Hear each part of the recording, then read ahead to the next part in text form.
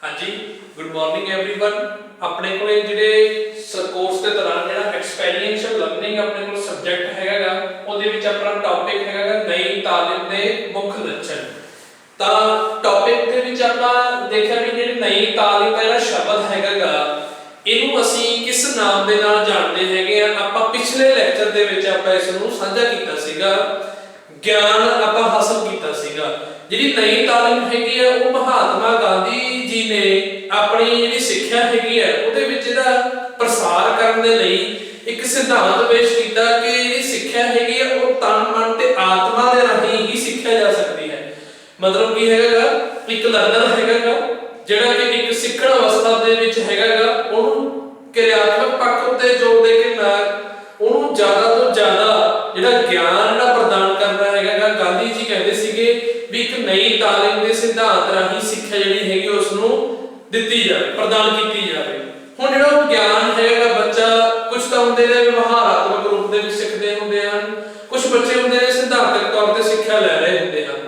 ਹੁਣ ਜਿਹੜੀ ਉਹ ਸਿਧਾਂਤਕ ਸਿੱਖਿਆ ਹੈਗੀ ਆ ਜਦੋਂ ਉਸ ਨੂੰ ਵਿਵਹਾਰਾਤਮਕ ਕਰੂਗਾ ਔਰ ਜਦੋਂ ਉਸ ਦੇ ਨਿਰਾਰਥਕ ਤੋਂ ਸਾਰਥਕ ਰੂਪ ਦੇ ਵਿੱਚ ਸਿੱਧੇ ਨਤੀਜੇ ਪ੍ਰਾਪਤ ਕਰੂਗਾ ਤਾਂ ਉਹਨੂੰ ਅਸੀਂ ਕਹਿ ਸਕਦੇ ਵੀ ਉਹ ਇੱਕ ਨਈ ਤਾਲੀਮ ਦਾ ਇੱਕ ਸਿੱਖਿਆ ਦੇ ਵਿੱਚ ਲੱਛਣ ਹੈ, ਜਿਹਦੇ ਵਿੱਚ ਆਪਾਂ ਕਹਿੰਦੇ ਨੇ ਕਿ ਮੇਨ ਫੀਚਰਸ ਆਫ ਨਈ ਤਾਲੀਮ। ਹੁਣ ਸਾਡੇ ਕੋਲ ਟੌਪਿਕ ਹੈਗਾ, ਆਪਾਂ ਪਿਛਲੇ ਲੈਕਚਰ ਦੇ ਵਿੱਚ ਇਹਦੀ ਇੰਟਰੋਡਕਸ਼ਨ ਕੀਤੀ ਸੀਗੀ ਕਿ ਜਿਹੜਾ ਬੱਚਾ ਦਾ ਗਿਆਨ ਹੈ ਤਾਂ ਜਾਂ ਬੱਚੇ ਦੇ ਵਿੱਚ ਜਿਹੜੀ ਕੌਸ਼ਲਤਾ ਹੈਗੀ ਹੈ, ਸਕਿੱਲ ਹੈ, ਟੈਲੈਂਟ ਹੈ, ਉਹ ਬੱਚਿਆਂ ਦੇ ਵਿੱਚ ਪੈਦਾ ਕਰਨ ਦੇ ਲਈ ਇੱਕ ਨਈ ਸਿੱਖਿਆ ਜਿਹੜੀ ਹੈਗੀ, ਨਈ ਤਾਲੀਮ ਦੀ ਸਿੱਖਿਆ ਹੈਗੀ ਹੈ, ਉਹਦਾ ਰੂਪ ਉਹਦੇ ਵਿੱਚ ਤਾਂ ਹੀ ਸ਼ਾਮਲ ਹੋਊਗਾ ਜੇਕਰ ਬੱਚਿਆਂ ਨੂੰ ਵਿਵਹਾਰਾਤਮਕ ਕਿਰਿਆਤਮਕ ਪੱਖ ਦੇ ਵਿੱਚ ਉਹਨਾਂ ਨੂੰ ਆਪਾਂ ਸ਼ਾਮਲ ਕਰਾਂਗੇ। ਤਾਂ ਆਪਾਂ ਕਿਤੇ ਨਾ ਕਿਤੇ ਇਸ ਚੀਜ਼ਾਂ ਨੂੰ ਜਦੋਂ ਆਪਾਂ ਕਾਊਂਟ ਕਰਦੇ ਹੈਗੇ ਆ, ਦੇਖਦੇ ਹੈਗੇ, ਗਾਂਧੀ ਜੀ ਨੇ ਸਾਨੂੰ ਇੱਕ ਸਿੱਖਿਆ ਦੇ ਵਿੱਚ ਸਿਧਾਂਤ ਪੇਸ਼ ਕੀਤਾ ਕਿ ਮੇਰਾ ਜਿਹੜਾ ਵਿਚਾਰ ਹੈਗਾ, ਗਾਂਧੀ ਜੀ ਕਹਿੰਦੇ ਵੀ ਉਹ ਬੱਚੇ ਦੀ ਜਿਹੜੀ ਸਿੱਖਿਆ ਗ੍ਰਹਿਣ ਕਰਨ ਦੇ ਜਿਹੜੇ ਆਪਾਂ ਕਹਿੰਦੇ ਅਵਸਥਾਵਾਂ ਹੈਗੀਆਂ ਨੇ ਉਹ ਤਨ ਤੋਂ, ਮਨ ਤੋਂ, ਆਤਮਾ ਤੋਂ, ਤਿੰਨਾਂ ਤੋਂ ਹੋਣੀ ਚਾਹੀਦੀ ਹੈ ਉਹ ਸਿੱਖਿਆ ਪ੍ਰਦਾਨ। ਨਾ ਕਿ ਸਿਰਫ ਆਪਾਂ ਕਹਿ ਦਿੰਦੇ ਆ ਕਿ ਉੱਪਰਲੇ ਵਿਵਹਾਰ ਤੋਂ ਸਿਰਫ ਜਾਣਕਾਰੀ ਹੋਣੀ ਚਾਹੀਦੀ ਹੈ ਬੱਚਿਆਂ ਨੂੰ ਗਿਆਨ ਦੇ ਵਿੱਚ। ਤਾਂ ਅਸੀਂ ਇਹਦਾ ਮੇਨ ਫੀਚਰਸ ਆਫ ਨਈ ਤਾਲੀਮ ਦੇ ਜਿਹੜੇ ਫੀਚਰ ਸੀਗੇ ਜਾਂ ਮੁੱਖ ਲੱਛਣ ਜਿਹੜੇ ਹੈਗੇ ਨੇ ਉਹ ਅਸੀਂ with the introduction and sum sub points ਦੇ ਨਾਲ ਆਪਾਂ ਨੌਲੇਜ ਲਈ ਸੀਗੀ ਲਾਸਟ ਲੈਕਚਰ ਦੇ ਵਿੱਚ। ਉਹਦੇ ਵਿੱਚ ਆਪਾਂ ਕਿਹਾ ਸੀਗਾ ਜੀ ਕਿ ਮੁਫਤ ਤੇ ਲਾਜ਼ਮੀ ਸਿੱਖਿਆ, ਜਿਹੜੀ ਮੁਫਤ ਤੇ ਲਾਜ਼ਮੀ ਸਿੱਖਿਆ ਜਿਹੜੀ ਹੈਗੀ ਹੈ ਉਹ ਕੀ ਹੈਗੀ ਹੈ, ਕਹਿੰਦੇ ਜਿਹੜੀ ਬੱਚੇ ਨੂੰ 7 ਸਾਲ ਤੋਂ ਲੈ ਕੇ 14 ਸਾਲ ਦੀ ਉਮਰ ਤੱਕ ਜਿਹੜੀ ਸਿੱਖਿਆ ਹੈਗੀ ਹੈ ਉਹ ਕੀ ਹੋਣੀ ਚਾਹੀਦੀ ਹੈ, ਉਹ ਫ੍ਰੀ ਆਫ ਕਾਸਟ ਹੋਣੀ ਚਾਹੀਦੀ ਹੈ, ਤਾਂ ਕਿ ਬੱਚਿਆਂ ਦੇ ਮਨ ਦੇ ਉੱਪਰ ਜਿਹੜਾ ਵਿੱਤੀ ਬੋਝ ਹੈਗਾਗਾ ਉਸ ਨੂੰ ਖਤਮ ਕਰਕੇ ਔਰ ਸਰਵੋਦਯ ਰੂਪ ਦੇ ਵਿੱਚ ਜਿਹੜਾ ਇੱਕ ਅਨੁਦੇਸ਼ਨ ਦਾ ਰੂਪ ਹੈਗਾਗਾ ਉਹ ਕਿਸ ਰੂਪ ਦੇ ਵਿੱਚ ਹੋਣਾ ਚਾਹੀਦਾ। ਸਿੱਖਿਆ ਦਾ ਅਨੁਦੇਸ਼ਨ ਕਹਿੰਦੇ ਜੀ ਇੱਕ ਉਹਨਾਂ ਦਾ ਜਿਹੜਾ ਮਾਧਿਅਮ ਹੈਗਾ ਅਨੁਦੇਸ਼ਨ ਦਾ ਉਹ ਮਾਂ ਬੋਲੀ ਦੇ ਵਿੱਚ ਹੋਣਾ ਚਾਹੀਦਾ ਹੈ। ਫਿਰ ਇੱਥੇ ਮਾਂ ਬੋਲੀ ਦੀ ਇੰਪੋਰਟੈਂਸ ਵੀ ਦਰਸਾਈ ਗਈ ਹੈਗੀ ਹੈ ਔਰ ਮੁੱਖ ਲੱਛਣ ਦੇ ਵਿੱਚ ਸਾਨੂੰ ਇਹ ਗੱਲ ਵੀ ਕਹੀ ਗਈ ਹੈਗੀ ਆ ਕਿ ਜਿਹੜਾ ਬੱਚਿਆਂ ਨੂੰ ਅਸੀਂ ਗਿਆਨ ਦੇ ਰਹੇ ਹੈਗੇ ਆ ਉਹ ਸਰਵੋਦਯ ਸਮਾਜ ਆਪਣੀ ਮਾਂ ਬੋਲੀ ਦਾ ਮਾਧਿਅਮ ਵੀ ਹੋਣਾ ਚਾਹੀਦਾ ਹੈ। ਹੁਣ ਜੇਕਰ ਮਾਂ ਬੋਲੀ ਦਾ ਮਾਧਿਅਮ ਹੋਊਗਾ, ਇਹ ਨਹੀਂ ਕਿ ਇੱਕ ਸਮਾਜ ਦਾ ਜਾਂ ਇੱਕ ਏਰੀਏ ਦੇ ਵਿੱਚ ਜਿਹੜੀ ਭਾਸ਼ਾ ਬੋਲੀ ਜਾਂਦੀ ਉਸ ਨੂੰ ਦੂਸਰੇ ਸਮਾਜ ਜਾਂ ਦੂਸਰੇ ਏਰੀਏ ਦੇ ਵਿੱਚ ਮਤਲਬ ਅਪਲਾਈ ਕੀਤੀ ਜਾਵੇ, ਇੰਪਲੀਮੈਂਟ ਕੀਤੀ ਜਾਵੇ। ਉਹ ਕਹਿੰਦੇ ਇਹ ਕੀ ਹੈਗੀ ਆ, ਰੋਂਗ ਅਵਸਥਾ ਹੈ। ਇਹਦੇ ਨਾਲ ਕੀ ਹੋਣਗੇ, ਰਿਜ਼ਲਟ ਕੀ ਹੋਣਗੇ, ਨਤੀਜੇ ਕੀ ਹੋਣਗੇ ਜੀ, ਨਿਰਾਰਥਕ ਹੋਣਗੇ। ਸੋ ਉਹਨਾਂ ਨਤੀਜਿਆਂ ਨੂੰ ਸਾਰਥਕ ਬਣਾਉਣ ਦੇ ਲਈ ਕੀ ਕੀਤਾ ਗਿਆ ਹੈ, ਕਹਿੰਦੇ ਜਿਹੜੀ ਸਰਵੋਦਯ ਸਮਾਜ ਦੇ ਵਿੱਚ ਜਿਹੜੀ ਸਾਨੂੰ ਸਿੱਖਿਆ ਅਸੀਂ ਪ੍ਰਦਾਨ ਕਰ ਰਹੇ ਹੈਗੇ ਆ ਕਿਹਦੇ ਰਾਹੀਂ, ਨਈ ਤਾਲੀਮ ਦੇ ਰਾਹੀਂ। ਉਹ ਨਈ ਤਾਲੀਮ ਜਿਹੜੀ ਹੈਗੀ ਹੈ ਉਹਦੇ ਵਿੱਚ ਜਿਹੜਾ ਸਿੱਖਿਆ ਦਾ ਗਿਆਨ ਜਾਂ ਇੱਕ ਅਨੁਦੇਸ਼ਨ ਦਾ ਮਾਧਿਅਮ ਜਿਹੜਾ ਬਣਾਇਆ ਗਿਆ ਹੈ ਉਹ ਸਮਾਜ ਦੀ ਮਾਂ ਬੋਲੀ ਦੇ ਅਨੁਸਾਰ ਹੋਣਾ ਚਾਹੀਦਾ ਹੈ। ਇਹ ਉਸ ਦਾ ਇੱਕ ਮੁੱਖ ਲੱਛਣ ਸੀਗਾ ਜੀ ਮੇਨ। ਉਸ ਤੋਂ ਬਾਅਦ ਸਾਡੇ ਕੋਲੇ ਜਿਹੜਾ ਅੱਜ ਅਸੀਂ ਸ਼ੁਰੂ ਕਰਨਾ ਹੈਗਾ ਉਹ ਕੀ ਹੈਗਾ ਜੀ, ਸਾਡੇ ਕੋਲੇ ਲਚਕਸ਼ੀਲ, ਮਤਲਬ ਜਿਹਨੂੰ ਅਸੀਂ ਲਚਕੀਲਾ ਕਹਿ ਦਿੰਦੇ ਆ, ਪਾਠਕ੍ਰਮ, ਲਚਕਸ਼ੀਲ ਲਚਕੀਲਾ ਪਾਠਕ੍ਰਮ ਅਤੇ ਸੁਤੰਤਰ ਵਾਤਾਵਰਣ। ਲਚਕੀਲਾ ਪਾਠਕ੍ਰਮ,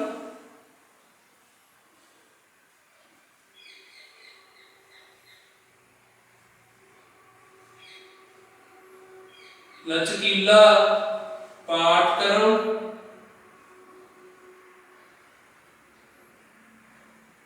ਅਤੇ ਸੁਤੰਤਰ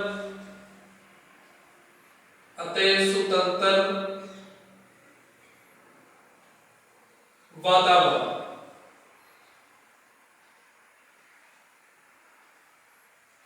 ਅਤੇ ਸੁਤੰਤਰ ਵਾਤਾਵਰਣ। ਹੁਣ ਦੇਖੋ ਸਾਡੇ ਕੋਲੇ ਫਲੈਕਸੀਬਲ ਕਰਿਕੂਲਮ ਐਂਡ ਸਾਡੇ ਕੋਲੇ ਫਰੀडम ਜਿਹੜਾ ਹੈਗਾ এনवायरमेंट ਦੀ ਗੱਲ ਕੀਤੀ ਗਈ ਹੈਗੀ ਹੈ। ਇਹ ਉਸ ਦਾ ਇੱਕ ਫੀਚਰ ਹੈ। ਕਿਹਦਾ ਫੀਚਰ ਹੈਗਾ ਜੀ? ਇਹ ਨਈ ਤਾਲੀਮ ਦਾ। ਹੁਣ ਜੇਕਰ ਆਪਾਂ ਕਹੀਏ ਵੀ ਜਿਹੜਾ ਗਿਆਨ ਦਾ ਆਦਾਨ ਪ੍ਰਦਾਨ ਹੁੰਦਾ ਹੈਗਾ ਉਹ ਇੱਕ ਅਧਿਆਪਕ ਤੇ ਇੱਕ ਵਿਦਿਆਰਥੀ ਦੇ ਵਿਚਕਾਰ ਪਾਇਆ ਜਾਂਦਾ ਹੈ। ਜੇਕਰ ਇੱਕ ਪਾਠਕ੍ਰਮ ਨੂੰ ਲਚਕੀਲਾ ਪਾਠਕ੍ਰਮ ਉਹ ਜਿਵੇਂ ਆਪਾਂ ਆਪਣੇ ਕੋਰਸ ਦੇ ਦੌਰਾਨ ਜੋ ਟੌਪਿਕ ਜਿਵੇਂ ਸਾਡੇ ਕੋਲੇ ਸਿਲੇਬਸ ਦਿੱਤਾ ਹੋਇਆ ਹੈਗਾ ਉਹ ਅਸੀਂ ਕਰਿਕੂਲਮ ਦੇ ਨਾਮ ਨੂੰ ਜਾਣਦੇ ਹੈਗੇ ਆ। ਕਰਿਕੂਲਮ ਸਾਡਾ ਪਾਠਕ੍ਰਮ ਹੈ ਪਰ ਪਾਠਕ੍ਰਮ ਨੂੰ ਜੇਕਰ ਅਸੀਂ ਹੋਰ ਥੋੜਾ ਜਿਹਾ ਦੇਖੀਏ ਵੀ ਪਿੱਛੇ ਤੁਸੀਂ ਉਸ ਨੂੰ ਕਿਸ ਭਾਸ਼ਾ ਦੇ ਨਾਮ ਤੋਂ ਜਾਣਦੇ ਹੈਗੇ ਹੋ? ਸਿਲੇਬਸ ਦੇ ਨਾਮ ਤੋਂ ਜਾਣਦੇ ਹੈਗੇ ਹੋ। ਹੁਣ ਉਹ ਸਿਲੇਬਸ ਜਿਹੜਾ ਸਾਡੇ ਕੋਲ ਦਿੱਤਾ ਹੋਇਆ ਪਾਠਕ੍ਰਮ ਜਿਹੜਾ ਸਾਡੇ ਕੋਲ ਹੈਗਾ ਅਸੀਂ ਉਸ ਨੂੰ ਲਚਕੀਲੇ ਰੂਪ ਦੇ ਵਿੱਚ ਸਾਨੂੰ ਦੇਣਾ ਚਾਹੀਦਾ ਹੈ। ਗਾਂਧੀ ਜੀ ਕਹਿੰਦੇ ਕਿ ਜਿਹੜੀ ਨਈ ਤਾਲੀਮ ਹੈਗੀ ਹੈ ਨਾ, ਜਿਵੇਂ ਉਹਨਾਂ ਨੇ ਕਿਹਾ ਸੀਗਾ ਵੀ 7 ਸਾਲ ਤੋਂ ਲੈ ਕੇ 14 ਸਾਲ ਤੱਕ ਦੀ ਜਿਹੜੀ ਬੱਚੇ ਦੀ ਉਮਰ ਦੇ ਅਨੁਸਾਰ ਜਿਹੜੀ ਸਿੱਖਿਆ ਹੈਗੀ ਹੈ ਉਹ ਮੁਫਤ ਵੀ ਹੋਵੇ, ਉਹ ਲਾਜ਼ਮੀ ਵੀ ਹੋਵੇ। ਹੁਣ ਜੇਕਰ ਮੁਫਤ ਤੇ ਲਾਜ਼ਮੀ ਹੋਊਗੀ ਤਾਂ ਸਿੱਖਿਆ ਦਾ ਪ੍ਰਸਾਰ ਤਾਂ ਬਹੁਤ ਚੰਗੇ ਰੂਪ ਦੇ ਵਿੱਚ ਹੋ ਸਕਦਾ ਹੈ ਔਰ ਉਸ ਦਾ ਪ੍ਰਸਾਰ ਦਾ ਮਾਧਿਅਮ ਉਹਨਾਂ ਨੇ ਕੀ ਬਣਾਇਆ? ਮਾਂ ਬੋਲੀ ਦਾ ਬਣਾਇਆ। ਹੁਣ ਉਹਨਾਂ ਨੇ ਕਹਿਤਾ ਕਿ ਲਚਕੀਲਾ ਪਾਠਕ੍ਰਮ ਹੋਵੇ ਤੇ ਸੁਤੰਤਰ ਵਾਤਾਵਰਨ ਹੋਵੇ। ਇਸ ਦੇ ਵਿੱਚ ਕੀ ਹੈਗਾ ਵਿਦਿਆਰਥੀ ਤੇ ਅਧਿਆਪਕ ਜਦੋਂ ਉਹਦੀ ਗੱਲ ਹੁੰਦੀ ਹੈ ਦੋਨਾਂ ਦੇ ਵਿੱਚ ਜਿਹੜਾ ਗਿਆਨ ਦਾ ਆਦਾਨ ਪ੍ਰਦਾਨ ਹੁੰਦਾ ਹੈਗਾ ਉਹ ਕੀ ਕਰਦੇ ਨੇ ਆਪੋ ਆਪਣੀਆਂ ਕਿਰਿਆਵਾਂ ਕਰਦੇ ਹਨ ਲਚਕੀਲੇ ਰੂਪ ਦੇ ਵਿੱਚ। ਇਹ ਨਹੀਂ ਜ਼ਰੂਰੀ ਕਿ ਸਿਰਫ ਤੇ ਸਿਰਫ ਅਧਿਆਪਕ ਨੂੰ ਸਿਲੇਬਸ ਦਾ ਪਾਠ ਕਰਨ ਦਾ ਕੇਂਦਰਿਤ ਬਣਾ ਕੇ ਬੱਚੇ ਨੂੰ ਗਿਆਨ ਦੇਣਾ ਚਾਹੀਦਾ ਹੈ। ਗਾਂਧੀ ਜੀ ਕਹਿੰਦੇ ਗਿਆਨ ਤਾਂ ਜ਼ਰੂਰ ਦਿੱਤਾ ਜਾਵੇ ਸਿਲੇਬਸ ਦੇ ਅਨੁਸਾਰ ਪਰ ਉਹਦੇ ਵਿੱਚ ਜਿਹੜੇ ਕਿਰਿਆਤਮਕ ਰੂਪ ਹੈਗੇ ਨੇ ਉਹਨਾਂ ਨੂੰ ਫਲੈਕਸੀਬਲ ਕੀਤਾ ਜਾ ਸਕਦਾ, ਉਹਨਾਂ ਨੂੰ ਲਚਕੀਲੇਪਣ ਦੇ ਵਿੱਚ ਲਿਆਇਆ ਜਾ ਸਕਦਾ ਹੈ। ਵੀ ਮਤਲਬ ਆਪਾਂ ਕਈ ਅਧਿਆਪਕ ਦਾ ਜਿਹੜਾ ਮੈਥਡ ਹੁੰਦਾ ਗਿਆਨ ਦੇਣ ਦਾ ਉਹ ਕੀ ਕਰਦੇ ਹੁੰਦੇ ਆ ਵੀ ਔਖੇ ਤੋਂ ਸੌਖੇ ਵਿਧੀ ਵੱਲ ਔਰ ਕਈ ਕੀ ਕਰਦੇ ਹੁੰਦੇ ਨੇ ਸੌਖੇ ਤੋਂ ਔਖੀ ਵਿਧੀ ਵੱਲ। ਮਤਲਬ ਹਰ ਤਰੀਕੇ ਦੇ ਮੈਥਡ ਹੁੰਦੇ ਨੇ ਵੱਖ-ਵੱਖ ਟੀਚਰਸ ਦੇ ਔਰ ਜੇਕਰ ਡਿਫਰੈਂਟ ਮੈਥਡ ਹੈਗੇ ਨੇ ਡਿਫਰੈਂਟ ਟੀਚਰਸ ਦੇ ਤਾਂ ਨੈਚੁਰਲੀ ਹੈ ਕਿ ਉੱਥੇ ਰਿਜ਼ਲਟ ਵੀ ਕੀ ਹੋਣਗੇ ਜੀ ਡਿਫਰੈਂਟ ਹੋਣਗੇ। ਹੁਣ ਜੇਕਰ ਅਸੀਂ ਸੁਤੰਤਰ ਵਾਤਾਵਰਨ ਮਤਲਬ ਜੇਕਰ ਵਿਦਿਆਰਥੀਆਂ ਨੂੰ ਅਸੀਂ ਕੁਝ ਕਿਰਿਆਵਾਂ ਕਰਨ ਦੇ ਲਈ ਕਿਹਾ ਗਿਆ ਹੈ ਅਧਿਆਪਕ ਵੱਲੋਂ ਤਾਂ ਉਹਨਾਂ ਦੀਆਂ ਕਿਰਿਆਵਾਂ ਦੇ ਵਿੱਚ ਵੀ ਕੀ ਹੋਣਾ ਚਾਹੀਦਾ ਹੈ? ਸੁਤੰਤਰ ਵਾਤਾਵਰਨ ਹੋਣਾ ਚਾਹੀਦਾ ਹੈ। ਜੇਕਰ এনवायरमेंट ਬੱਚਿਆਂ ਨੂੰ ਅਸੀਂ ਸੁਤੰਤਰ ਰੂਪ ਦੇ ਵਿੱਚ ਪ੍ਰੋਵਾਈਡ ਕਰਾਂਗੇ ਤਾਂ ਨੋ ਡਾਊਟ ਕਿਤੇ ਨਾ ਕਿਤੇ ਜਿਹੜੀ ਉਹਦੀ ਕਿਰਿਆਤਮਕ ਦਾ ਪੱਖ ਹੈਗਾ ਵਿਦਿਆਰਥੀਆਂ ਦਾ ਉਹ ਇੱਕ ਸਾਰਥਕ ਨਤੀਜੇ ਦੇ ਰੂਪ ਦੇ ਵਿੱਚ ਸਾਨੂੰ ਮਿਲਣਗੇ। ਸੋ ਇੱਥੇ ਜਿਹੜਾ ਸਾਡਾ ਫੀਚਰ ਸੀਗਾ ਜੀ ਕਿ ਨਈ ਤਾਲੀਮ ਦੇ ਮੁੱਖ ਲੱਛਣ ਜਿਹੜਾ ਫੀਚਰ ਹੈਗਾ ਸਾਡੇ ਕੋਲੇ ਉਹ ਕੀ ਹੈਗਾ ਇੱਕ ਸਾਡੇ ਕੋਲ ਫਲੈਕਸੀਬਲ ਪਾਠਕ੍ਰਮ, ਇੱਕ ਲਚਕੀਲਾ ਪਾਠਕ੍ਰਮ ਅਤੇ ਸੁਤੰਤਰ ਵਾਤਾਵਰਨ। ਇਸ ਦੇ ਪ੍ਰਤੀ ਹੁਣ ਆਪਾਂ ਇਸ ਚੀਜ਼ ਨੂੰ ਆਪਾਂ ਡਿਸਕਸ ਕਰਦੇ ਆ। ਨੈਕਸਟ ਜਿਹੜਾ ਪੁਆਇੰਟ ਹੈਗਾ ਜਿਹਦੇ ਵਿੱਚ ਅਸੀਂ ਉਹਦੇ ਵਿੱਚ ਇਹ ਗੱਲ ਕਰਾਂਗੇ ਕਿ ਨਾਗਰਿਕਤਾ ਦਾ ਆਦਰਸ਼। ਨਾਗਰਿਕਤਾ ਦਾ ਆਦਰਸ਼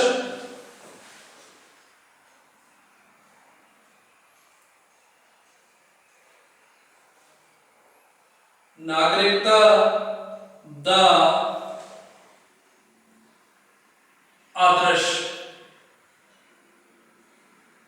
ਗਾਂਧੀ ਜੀ ਕਹਿੰਦੇ ਨੇ ਜੇਕਰ ਅਸੀਂ ਵਿਦਿਆਰਥੀਆਂ ਨੂੰ ਜਦੋਂ ਅਸੀਂ ਗਿਆਨ ਦੇ ਰਹੇ ਹੁੰਦੇ ਆ ਪ੍ਰਤੱਖ ਰੂਪ ਦੇ ਵਿੱਚ ਉਹਨਾਂ ਦੇ ਜੇਕਰ ਅਸੀਂ ਫਲੈਕਸੀਬਿਲਿਟੀ ਲੈ ਕੇ ਆਵਾਂਗੇ ਤਾਂ ਉਹਨਾਂ ਦੇ ਸਾਰਥਕ ਸਾਨੂੰ ਨਤੀਜੇ ਜਿਹੜੇ ਹੈਗੇ ਨੇ ਸਾਨੂੰ ਵੇਖਣ ਨੂੰ ਮਿਲਦੇ ਹੈਗੇ ਨੇ। ਹੁਣ ਇੱਥੇ ਕੀ ਹੈਗਾ ਨਾਗਰਿਕਤਾ ਦਾ ਆਦਰਸ਼। ਆਦਰਸ਼ ਕੀ ਹੁੰਦੇ ਨੇ? ਸਾਡੀਆਂ ਮੋਰਲ ਵੈਲਿਊਜ਼। ਮੋਰਲ ਵੈਲਿਊਜ਼ ਸਾਡੇ ਕੀ ਅਸੀਂ ਸਾਡੀ ਜਿਹੜੀ ਐਥਿਕਸ ਹੁੰਦੀਆਂ ਹਨ ਔਰ ਮੋਰਲ ਵੈਲਿਊਜ਼ ਹੁੰਦੀਆਂ ਹਨ ਇਹ ਇੱਕ ਵਾਤਾਵਰਨ ਉੱਤੇ ਡਿਪੈਂਡ ਕਰਦੀਆਂ ਹੁੰਦੀਆਂ ਹਨ। ਤਾਂ ਜੇਕਰ ਅਸੀਂ ਕਹਿੰਦੇ ਜਿਹੜੀਆਂ ਵਿਅਕਤੀ ਦੀਆਂ ਭਾਵਨਾਵਾਂ ਹੈਗੀਆਂ ਨੇ ਉਹਨਾਂ ਦੇ ਵਿੱਚ ਜੇਕਰ ਵਾਧਾ ਕਰਨਾ ਹੈ ਵਿਅਕਤੀ ਦੀ ਜਿਹੜੀ ਸਮਰੱਥਾ ਹੈਗੀ ਹੈ ਕੈਪੇਬਿਲਿਟੀ ਹੈਗੀ ਹੈ ਸਮਰੱਥਾ ਭਾਵਨਾਵਾਂ ਸਹਿਕਾਰੀ ਜਿਹੜੀਆਂ ਹੈਗੀਆਂ ਨੇ ਸੇਵਾਵਾਂ ਕਹਿੰਦੇ ਇਹ ਭਾਵਨਾਵਾਂ ਉਹਨਾਂ ਦੇ ਵਿੱਚ ਕੀ ਹੋਣਗੀਆਂ? ਸ਼ਾਮਿਲ ਹੋਣਗੀਆਂ।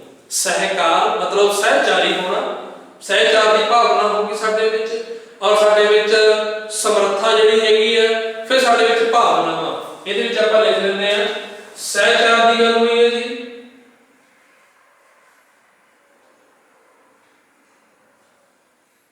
ਸਹਿਚਾਰ ਫਿਰ ਭਾਵਨਾਵਾਂ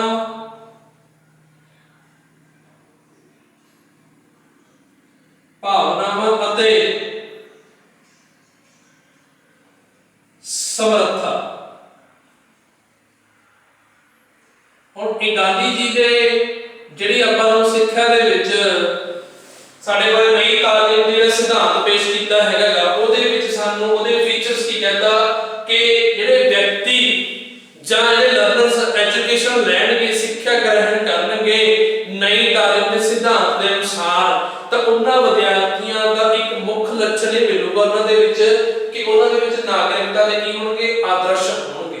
ਆਦਰਸ਼ ਹੁੰਦੇ ਨੇ ਸਾਡੇ ਵਿੱਚ ਜਿਹੜੇ ਆਪਾਂ ਕਹਿੰਦੇ ਰੂਲ ਐਂਡ ਰੈਗੂਲੇਸ਼ਨਸ ਜਾਂ ਸਾਡੇ ਵਿੱਚ ਮੋਰਲ ਵੈਲਿਊਜ਼ ਜਾਂ ਸਾਡੇ ਐਥਿਕਸ ਹੈਗੇ ਨੇ ਅਸੀਂ ਉਹਨਾਂ ਨੂੰ ਬਾਖੂਬੀ ਤਰੀਕੇ ਨਾਲ ਅਸੀਂ ਉਹਨਾਂ ਨੂੰ ਇੱਕ ਚੰਗੇ ਮਾਹੌਲ ਦੇ ਵਿੱਚ ਰਹਿ ਕੇ ਇੱਕ ਲਚਕੀਲੇ ਵਾਤਾਵਰਣ ਦੇ ਰਾਹੀਂ ਅਸੀਂ ਇੱਕ ਲਚਕੀਲੀ ਸਿੱਖ ਪਾਠਕ੍ਰਮ ਦੇ ਰਾਹੀਂ ਅਸੀਂ ਇਸ ਨੂੰ ਗ੍ਰਹਿਣ ਕਰਦੇ ਹੈਗੇ ਤਾਂ ਅਸੀਂ ਦੇਖਿਆ ਇਹਦੇ ਵਿੱਚ ਸਹਿਚਾਰ ਔਰ ਜਿਹੜੇ ਭਾਵਨਾਵਾਂ ਹੈਗੀਆਂ ਨੇ ਦੇਖੋ ਇੱਕ ਸਹਿਚਾਰ ਦੀ ਗੱਲ ਹੋ ਰਹੀ ਹੈ ਸਾਡੇ ਕੋਲੇ ਇੱਕ ਭਾਵਨਾਵਾਂ ਦੀ ਗੱਲ ਹੋ ਰਹੀ ਹੈ ਇੱਕ ਸਮਰੱਥਾ ਦੀ ਗੱਲ ਹੋ ਰਹੀ ਹੈ।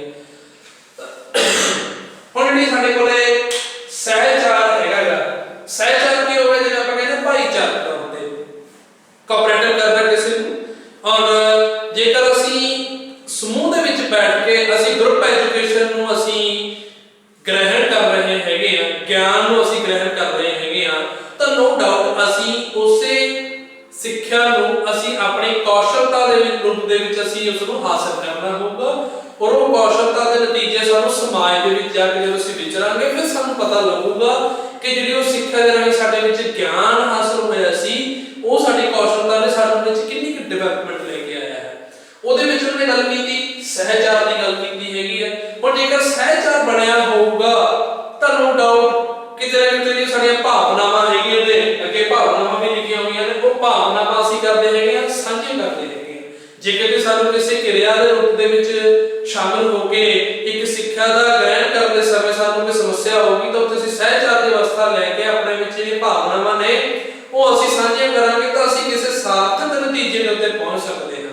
ਇਸੇ ਕਰਕੇ ਇਸ ਨੂੰ ਇੱਕ ਮੁੱਖ ਲੱਛਣ ਦੇ ਵਿੱਚ ਇਹਨਾਂ ਨੂੰ ਸਹਿਚਾਰ ਭਾਵਨਾਵਾਂ ਅਤੇ ਸਮਰੱਥਾ ਦੇਖੋ ਨੋ ਡਾਊਟ ਆਪਾਂ ਜਿਹੜੀ ਕੈਪੇਬਿਲਿਟੀ ਹੈਗੀ ਆਪਣੇ ਵਿੱਚ ਸਟ੍ਰੈਟੇਜੀ ਜਿਹੜੀ ਹੁੰਦੀ ਹੈ ਉਹਦੀ ਡਿਵੈਲਪਮੈਂਟ ਕਦੋਂ ਹੋਊਗੀ ਜਦੋਂ ਅਸੀਂ ਸਹਿਚਾਰ ਹੋਵਾਂਗੇ ਔਰ ਭਾਵਨਾਵਾਂ ਨੂੰ ਅਸੀਂ ਸਾਂਝਾ ਕਰਾਂਗੇ ਤਾਂ ਸਾਨੂੰ ਉਹਦੇ ਨਤੀਜੇ ਕੀ ਹੋਣਗੇ ਜੀ ਸਾਰਥਕ ਰੂਪ ਦੇ ਵਿੱਚ ਸਾਨੂੰ ਮਿਲ ਸਕਣਗੇ ਔਰ ਜਿਹੜੇ ਸਾਡੇ ਵਿੱਚ ਔਗਣ ਹੋਣਗੇ ਉਹ ਹੌਲੀ ਹੌਲੀ ਲਚਕੀਲੇ ਪਾਠਕ੍ਰਮ ਤੇ ਲਚਕੀਲੇ ਵਾਤਾਵਰਣ ਜਾਂ ਸੁਤੰਤਰ ਵਾਤਾਵਰਣ ਦੇ ਨਾਲ ਸਾਨੂੰ ਕੀ ਹੋਣਗੇ ਜੀ ਉਹ ਸਾਨੂੰ ਸਿੱਖਿਆ ਦੇ ਰੂਪ ਦੇ ਵਿੱਚ ਸਾਨੂੰ ਜਦੋਂ ਪ੍ਰਦਾਨ ਹੋਊਗਾ ਤਾਂ ਅਸੀਂ ਸਾਡੇ ਵਿੱਚ ਕੀ ਮਿਲੂਗਾ ਜੀ ਵਿਕਾਸ ਪਾਇਆ ਜਾਊਗਾ। ਉਸ ਤੋਂ ਬਾਅਦ ਇੱਕ ਨਈ ਤਾਲੀਮ ਦੇ ਮੁੱਖ ਲੱਛਣ ਜਿਹੜੇ ਸਾਡੇ ਕੋਲੇ ਕੁਝ ਸੌਪੜ ਅਸੀਂ ਪਹਿਲਾਂ ਵੀ ਡਿਸਕਸ ਕੀਤੇ ਸੀਗੇ ਜੀ। ਹੁਣ ਜਿਹੜਾ ਇਸ ਤੋਂ ਬਾਅਦ ਆਪਾਂ ਟੌਪਿਕ ਜਿਹੜਾ ਸਾਂਝਾ ਕਰਨਾ ਹੈਗਾ ਉਹ ਨਈ ਤਾਲੀਮ ਦੀ ਯੋਜਨਾ ਦਾ ਮੁਲਾਂਕਣ ਹੈ। ਨਈ ਤਾਲੀਮ ਦੀ ਯੋਜਨਾ ਦਾ ਮੁਲਾਂਕਣ ਕੱਢਣ ਤੋਂ ਪਹਿਲਾਂ ਇਸ ਨੂੰ ਅਸੀਂ ਇਹਦਾ ਸਿੱਟਾ ਜਿਹੜਾ ਹੈਗਾ ਸਿੱਟਾ ਹੁਣ ਜੇਕਰ ਅਸੀਂ ਸਿੱਟੇ ਤੇ ਪਹੁੰਚੀਏ ਵੀ ਸਿੱਟਾ ਕੀ ਹੈਗਾ ਜੇਕਰ ਮੈਂ ਦੇਖਾਂ ਇਹਦੇ ਵਿੱਚ ਆਪਾਂ ਕਹਿ ਸਕਦੇ ਹਾਂ ਕਿ ਉਪਰੋਕਤ ਵਿਵਰਣ ਕੀਤੇ ਹੋਏ ਵੱਖ-ਵੱਖ ਸ਼ਬਦਾਂ ਦੇ ਰਾਹੀਂ ਜਾਂ ਵੱਖ-ਵੱਖ ਸਾਨੂੰ ਸੌਪਰਸ ਦੇ ਰਾਹੀਂ ਜੋ ਜਾਣਕਾਰੀ ਮਿਲੀ ਹੈਗੀ ਹੈ ਜੇ ਅਸੀਂ ਉਹਨਾਂ ਦਾ ਵਿਵਰਣ ਕਰੀਏ ਤਾਂ ਜਿਹੜਾ ਇੱਕ ਸਾਡੇ ਕੋਲ ਨਈ ਤਾਲੀਮ ਹੈਗੀ ਹੈ ਉਹ ਕਿਤੇ ਨਾ ਕਿਤੇ ਸਿੱਖਿਆ ਦੇ ਵਿੱਚ ਬਹੁਤ ਵੱਡਾ ਯੋਗਦਾਨ ਪਾ ਰਹੀ ਹੈ ਬੱਚਿਆਂ ਨੂੰ ਵਿਕਾਸਮਈ ਰੂਪ ਦੇ ਵਿੱਚ ਲੈ ਕੇ ਆਉਣ ਦੇ ਲਈ ਤਾਂ ਉਹ ਮੁਫਤ ਤੇ ਲਾਜ਼ਮੀ ਸਿੱਖਿਆ ਹੋਗੀ ਇੱਕ ਮਾਂ ਬੋਲੀ ਦੀ ਮਹੱਤਤਾ ਹੋਗੀ ਇੱਕ ਜਿਹੜਾ ਉਹਨਾਂ ਦਾ ਉਪਦੇਸ਼ ਜਿਹੜਾ ਹੈਗਾ ਇੱਕ ਗਾਂਧੀ ਜੀ ਦੀ ਦੁਆਰਾ ਜਿਹੜਾ ਸਿਧਾਂਤ ਚਲਾਇਆ ਗਿਆ ਹੈਗਾ ਕਿ ਨਈ ਤਾਲੀਮ ਦੀ ਸਿੱਖਿਆ ਉਹ ਕੀ ਹੈਗੀ ਹੈ ਕਿ ਬੱਚਿਆਂ ਦੇ ਵਿੱਚ ਜਿਹੜਾ ਗਿਆਨ ਹੈਗਾ ਜਾਂ ਕੌਸ਼ਲਤਾ ਜਿਹੜੀ ਲੈ ਕੇ ਆਉਣੀ ਹੈਗੀ ਆ ਉਹ ਸਿਧਾਂਤਕ ਨਹੀਂ ਉਹ ਵਿਵਹਾਰਾਤਮਕ ਤੇ ਕਿਰਿਆਤਮਕ ਰੂਪ ਦੇ ਉੱਪਰ ਹੋਵੇ। ਜੇਕਰ ਵਿਵਹਾਰਾਤਮਕ ਹੋਊਗੀ ਕਿਰਿਆ ਦਾ ਪੱਖ ਹੋਊਗਾ ਤਾਂ ਉੱਥੇ ਬੱਚਿਆਂ ਦੇ ਵਿੱਚ ਜਿਹੜੇ ਔਗਣ ਹੋਣਗੇ ਉਹ ਕੀ ਹੋਣਗੇ ਜੀ ਖਤਮ ਹੋ ਜਾਣਗੇ ਔਰ ਗੁਣਾਂ ਦਾ ਉਹਨਾਂ ਦੇ ਵਿੱਚ ਕੀ ਹੋਊਗਾ ਵਿਕਾਸ ਹੋਊਗਾ। ਜੇਕਰ ਗੁਣਾਂ ਦਾ ਵਿਕਾਸ ਹੋਊਗਾ ਉਹਨਾਂ ਦੇ ਵਿੱਚ ਇਹੋ ਜਿਹੀ ਸਮਰੱਥਾ ਆ ਜਾਊ ਵਿਦਿਆਰਥੀਆਂ ਦੇ ਵਿੱਚ ਵੀ ਕਿ ਸਮਾਜ ਦੇ ਵਿੱਚ ਜਿੱਥੇ ਵੀ ਜਿਸ ਵੀ ਭੌਤਿਕ ਹਾਲਾਤਾਂ ਨੂੰ ਭੌਤਿਕ ਵਾਤਾਵਰਣ ਨੂੰ ਦੇਖਦੇ ਹੋਏ ਔਰ ਆਪਣੀ ਸਮਰੱਥਾ ਨੂੰ ਦੇਖਦੇ ਹੋਏ ਆਪਣੀ ਭਾਵਨਾਵਾਂ ਨੂੰ ਦੇਖਦੇ ਹੋਏ ਉਸ ਕਾਰਜ ਨੂੰ ਪੂਰਾ ਕਿਵੇਂ ਕਰਨਾ ਹੈ ਉਹ ਸਾਰਾ ਪ੍ਰੀ ਪਲਾਨ ਹੋ ਜਾਂਦਾ ਹੈ। ਤਾਂ ਇਸ ਸਿਧਾਂਤ ਦੇ ਇਸ ਮੁੱਖ ਲੱਛਣਾਂ ਨੂੰ ਜਿਹੜਾ ਹੈਗਾ ਇਸ ਤਰੀਕੇ ਨਾਲ ਆਪਾਂ ਸਾਂਝਾ ਕਰ ਸਕਦੇ ਹਾਂ। ਇਹ ਸਾਡਾ ਇੱਕ ਸਿੱਟਾ ਹੈ ਜਿਸ ਨੂੰ ਆਪਾਂ ਆਪਦੀ ਸ਼ਬਦਾਵਲੀ ਦੇ ਅਨੁਸਾਰ ਇਸ ਨੂੰ ਆਪਾਂ ਲਿਖ ਸਕਦੇ ਹਾਂ। ਹੁਣ ਇਸ ਤੋਂ ਬਾਅਦ ਸਾਡੇ ਕੋਲ ਜਿਹੜਾ ਟੌਪਿਕ ਸੀਗਾ ਜਿਹੜਾ ਸਾਡਾ ਉਹ ਟੌਪਿਕ ਜਿਹੜਾ ਹੈਗਾ ਸਾਡਾ ਉਹ ਪੂਰਾ ਹੋ ਗਿਆ ਜੀ ਨਈ ਤਾਲੀਮ ਦੇ ਮੁੱਖ ਲੱਛਣ। ਹੁਣ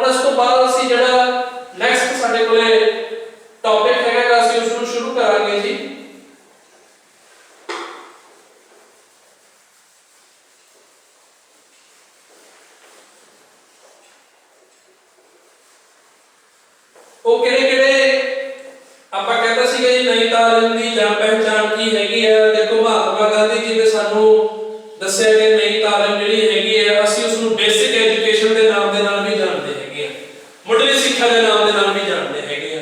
ਤਾਂ ਹੁਣ ਮੁੱਢਲੀ ਸਿੱਖਿਆ ਕੀ ਹੈਗੀ ਹੈ? Basic education. ਜਦੋਂ ਅਸੀਂ ਅੰਗਰੇਜ਼ੀ ਦੇ ਵਿੱਚ ਅਨੁਵਾਦ ਕਰਦੇ ਹੈਗੇ ਆ ਤਾਂ ਉਹ ਬੇਸਿਕ ਸ਼ਬਦ ਜਿਹੜੀ ਹੈਗੀ ਇਹਦੀ ਫਾਊਂਡੇਸ਼ਨ ਕਿੱਥੋਂ ਹੋਈ ਹੈ? ਬੇਸ ਤੋਂ ਹੋਈ ਹੈ।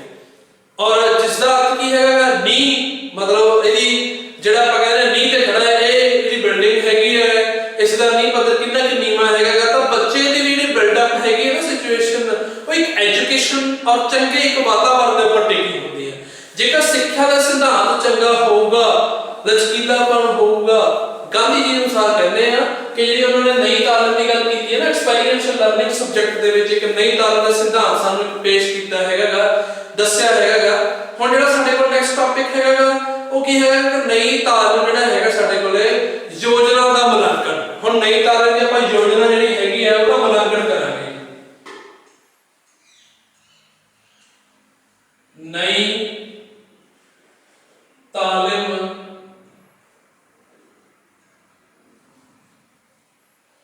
ਯੋਜਨਾ ਦਾ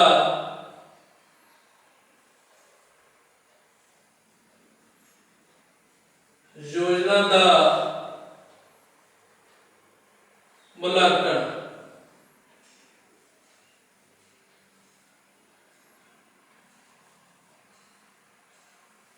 ਨਈ ਤਾਲੀਮ ਦੀ ਯੋਜਨਾ ਦਾ ਮੁਲਾਂਕਣ ਸਾਡੇ ਕੋਲੇ ਜਿਹੜੀ ਨਿਊ ਸਾਡੇ ਕੋਲ ਨਈ ਤਾਲੀਮ ਜਿਹੜੀ ਹੈਗੀ ਹੈ ਐਜੂਕੇਸ਼ਨ, ਉਹਦੀ ਜਿਹੜੀ ਪਲੈਨਿੰਗ ਸੀਗੀ ਉਹਦੇ ਵਿੱਚ ਸਾਡੇ ਕੋਲੇ ਉਹਦੀ ਇਵੈਲੂਏਸ਼ਨ ਕੀ ਹੈਗੀ ਹੈ। ਹੁਣ ਸਭ ਤੋਂ ਪਹਿਲਾਂ ਆਪਾਂ ਮੁਲਾਂਕਣ ਜਿਹੜਾ ਸ਼ਬਦ ਹੈਗਾ ਸਾਡੇ ਕੋਲੇ ਮੁਲਾਂਕਣ ਸ਼ਬਦ ਹੈ, ਇਸ ਨੂੰ ਅਸੀਂ ਇੱਕ ਵਾਰੀ ਆਪਾਂ ਦੇਖ ਲੈਂਦੇ ਹਾਂ ਜੀ, ਇਸ ਨੂੰ ਸਮਝ ਲੈਂਦੇ ਹੈਗੇ ਆ। ਸਾਡੇ ਕੋਲੇ ਮੁਲਾਂਕਣ ਸ਼ਬਦ ਲਿਖਿਆ ਹੋਇਆ ਹੈ। ਅਸੀਂ ਵੱਖ-ਵੱਖ ਵਿਸ਼ਿਆਂ ਦੇ ਵਿੱਚ ਇਸ ਸ਼ਬਦ ਦੀ ਸਾਡੇ ਕੋਲੇ ਬੜੀ ਇੰਪੋਰਟੈਂਸ ਹੈਗੀ ਹੈ ਕਿ ਕਈ ਵਾਰੀ ਤਾਂ ਵਿਸ਼ੇ ਦੇ ਵਿੱਚ ਇਹ ਵੀ ਪੁੱਛਿਆ ਗਿਆ ਕਿ ਮੁਲਾਂਕਣ ਤੋਂ ਕੀ ਭਾਵ ਹੈ।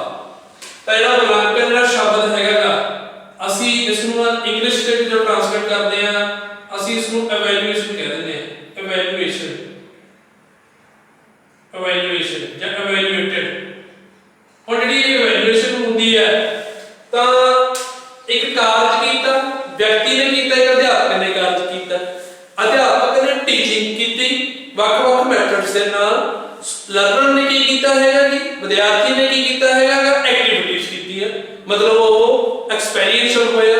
ਹੁਣ ਉਸ ਦੇ ਜਿਹੜੇ ਨਤੀਜੇ ਹੈਗੇ ਨੇ ਸਾਰਥਕ ਨੇ ਜਾਂ ਨਿਰਾਰਥਕ ਨੇ ਉਹ ਕੌਣ ਦੱਸੂਗਾ? ਇੱਕ ਜਿਹੜੀ ਮਹਿਸੂਸ ਕਰਨ ਦੀ ਗੱਲ ਹੈਗੀ ਹੈ। ਗਾਂਧੀ ਜੀ ਕਹਿੰਦੇ ਕਿ ਜਿਹੜੀ ਇੱਕ ਕਿਰਿਆ ਦਾ ਪੱਖ ਹੈ ਉਹ ਇੱਕ ਮਹਿਸੂਸ ਕਰਨ ਦਾ ਇੱਕ ਨਤੀਜਾ ਹੈ। ਮਤਲਬ ਇੱਕ ਸਿਖਿਆਰਥੀ ਨੂੰ ਕਹਿੰਦੇ ਕਾਰਜ ਕਿਰਿਆ ਦੇ ਮੌਜੂਦਗੀ ਦੇ ਵਿੱਚ ਹੀ ਉਹਨੂੰ ਮਹਿਸੂਸ ਹੋਣ ਲੱਗ ਜਾਂਦਾ ਵੀ ਇਹ ਕਾਰਜ ਜਿਹੜਾ ਹੈਗਾ ਇਹ ਨਿਰਾਰਥਕ ਰੂਪ ਦੇ ਵਿੱਚ ਜਾ ਰਿਹਾ ਹੈ ਔਰ ਇਹ ਸਾਰਥਕ ਰੂਪ ਦੇ ਵਿੱਚ ਜਾ ਰਿਹਾ ਹੈ। ਦੋਨੇ ਹੀ ਗੱਲਾਂ ਗੁਣ ਤੇ ਔਗਣ ਜਿਹੜੇ ਹੈਗੇ ਨੇ ਕਹਿੰਦੇ ਵਿਦਿਆਰਥੀ ਨੂੰ ਖੁਦ ਪਤਾ ਲੱਗਣ ਲੱਗ ਜਾਂਦੇ ਨੇ। ਉਹ ਕੀ ਹੈਗਾ? ਮੁਲਾਂਕਣ ਹੈ। ਇੱਕ ਐਕਟੀਵਿਟੀ ਦੇ ਸਾਡੇ ਕੋਲ ਕੀ ਹੈਗਾ? ਮੁਲਾਂਕਣ ਹੈ। ਹੁਣ ਜੇਕਰ ਅਸੀਂ ਇਵੈਲੂਏਸ਼ਨ ਦੇਖੋ ਨਈ ਤਾਲੀਮ ਦੀ ਯੋਜਨਾ ਦਾ ਮੁਲਾਂਕਣ ਅਸੀਂ ਇਸ ਟੌਪਿਕ ਨੂੰ ਸ਼ੁਰੂ ਕੀਤਾ ਹੈਗਾ। ਹੁਣ ਇਸ ਟੌਪਿਕ ਤੇ ਆਪਾਂ ਇੰਟਰੋਡਕਸ਼ਨ ਜਿਹੜੀ ਹੈਗੀ ਹੈ ਉਹ ਆਪਾਂ ਸਮਝ ਚੁੱਕੇ ਹੈਗੇ ਵੀ ਮੁਲਾਂਕਣ ਕੀ ਹੈਗਾ। ਜੇ ਇੱਥੇ ਇੰਟਰੋਡਕਸ਼ਨ